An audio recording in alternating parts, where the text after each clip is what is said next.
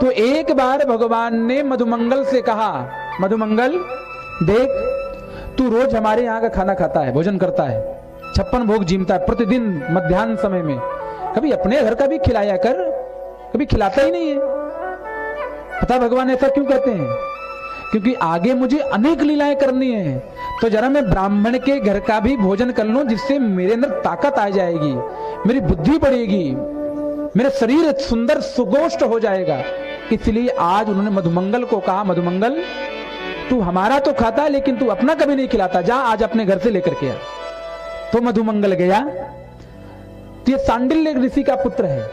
तो उस समय रसोई तैयार नहीं थी, तो छाछ थी, कई दिनों की बासी छाछ, मट्ठा जिसे बोलते माठा, वो रखी हुई थी। मां से कहा कि मां आज कन्हैया ने कहा है कि ये तुम्हारे घर का ही भोजन करूंगी, मैं करूंगा, तो कुछ दो हमको। तो कहा कन्हैया यदि ऐसा कहा है तो तैयार तो है नहीं रसोई अभी, और समय ज्यादा हो जाएगा, इसलिए तू छाछ लेकर के चला जा। और जब छाछ लेकर के जाने लगा, तो जब भगवान थोड़ा दूर बचे तो एक झाड़ी के पीछे छुप करके उसने सोचा जा रहा है इस छाछ को मैं पहले चख लूं, इसका स्वाद कैसा है, कितना खट्टा है। क्योंकि कन्हैया तो सुंदर माखन खाता है, मिश्री खाता है, मालपुआ छानता है, रसमलाई खाता है, भला कि खट्टी छाछ कैसे खा पाएगा। तो उसने झाड़ी के पीछे छुप करके अपने मुख में छाछ डाली, और जैसे छाछ डाली भगवान ने देख लिया कि मधुमंगल छाछ पी रहा है अकेले अकेले। भगवान फलांग मारते हुए सीधे मधुमंगल के पास पहुंच गए और उसके गर्दन को पकड़ लिया जोर से। तो छाछ नीचे नहीं उतर रही थी, मुंह के बीच में रह गई, और कहता अकेले अकेले खाता है, जो खाएंगे मिलकर के खाएंगे। ये लीला सब ऊपर से देख रहे हैं ब्रह्मा जी। और भगवान ने कहा अकेले नहीं, अपना मुख मधुमंगल के मुख में लगा लिया और एक घूंचा मधुमंगल के गाल में ऐसे लगा देते हैं, और जो मुख में भरी हुई छाछ थी सब भगवान के अंदर चली गई। ब्रह्मा जी को आश्चर्य हो गया, अरे ये कैसा देवता है, कैसा भगवान है।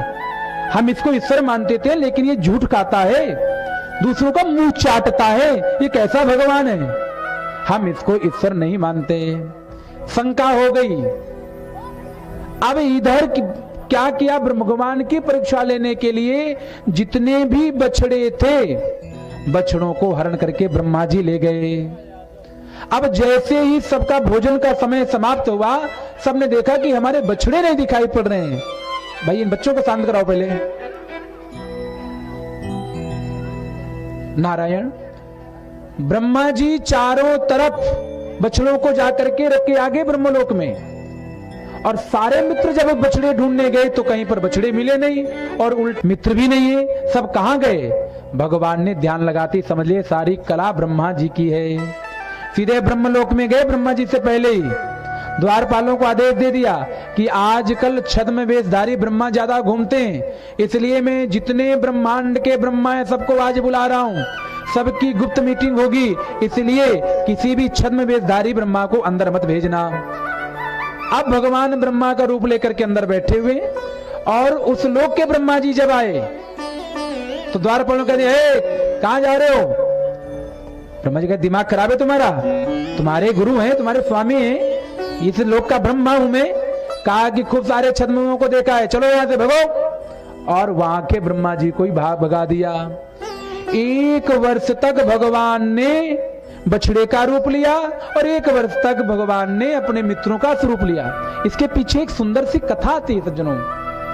तो अब भगवान श्री कृष्ण कितने गौओं का दूध पी सकते हैं, इसलिए भगवान ने विचार किया यदि मैं बछड़ा बन जाऊंगा तो सभी गौओं का दूध।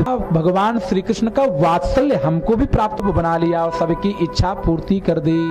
सज्जनों आप भगवान से जैसी इच्छा करेंगे, जो मांगेंगे, समय आने पर भगवान आपकी इच्छा अवश्य पूरी करेंगे। आज भगवान ने गौ माता की भी इच्छा पूर्ति कर दी और इनकी माताओं की भी इच्छा पूर्ति कर दी। 1 वर्ष के बाद जब ब्रह्मा जी आए, देखा कि जरा देखूं तो क्या समाचार है। तो देखा कि वैसे ही सारे बछड़े चर रहे हैं, वैसे ही सारे मित्र खेल रहे हैं, भोजन कर रहे हैं, सब हंसी मजाक कर रहे हैं। अब ब्रह्मा जी की बुद्धि ठिकाने आई और उसी समय ब्रह्मा जी भगवान के पास दौड़ते हुए आए और जैसे ही आए वहां पर भगवान के श्री चरणों में दंडवत करने लगे कि प्रभु मैं आपको पहचान नहीं पाया। स्तुति की। भगवान ने कहा कि देख तुझे माफ नहीं कर सकता, क्षमा नहीं कर सकता। क्यों? तूने मेरे भक्तों को तूने मुझसे दूर किया है, लेकिन तू दंडवत मेरी शरण में आया है, इसलिए तेरे अपराध को क्षमा कर देता हूं। और इन ब्रह्मा जी को भगवान ने क्षमा करके